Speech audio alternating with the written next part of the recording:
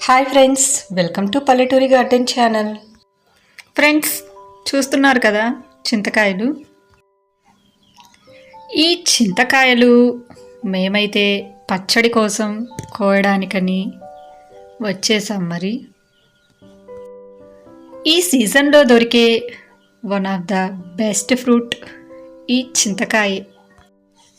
ఈ చింతకాయన్నైతే కోసేసి సంవత్సరం మొత్తం నిల్వ ఉండే పచ్చడి అయితే తయారు చేసేసుకోవచ్చు. మరి ఇకపోతే ఈ చింతకాయలలో అనేక పోషకాలు సమృద్ధిగా ఉంటాయి.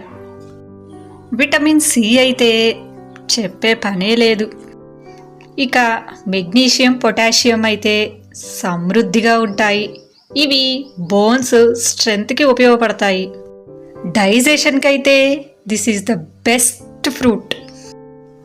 ఈ చింతకాయలు విత్తనాలు ఉన్నాయి కదా, అవి కూడా ఎన్నో రకాల మెడిసిన్స్లో అయితే ఉపయోగిస్తారంట ఫ్రెండ్స్.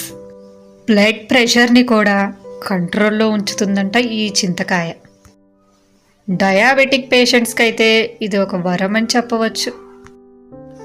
ఈ చింత చెట్టు నుంచి చింత చిగురు, చింతకాయ, చింతపండు, అలాగే చింత విత్తనాలు ఇవన్నీ మనకి ఉపయోగపడేవి. మరి అయితే మేము చాలా చింతకాయని అయితే కోసేసాము. Okay friends, bye bye. Wish you all.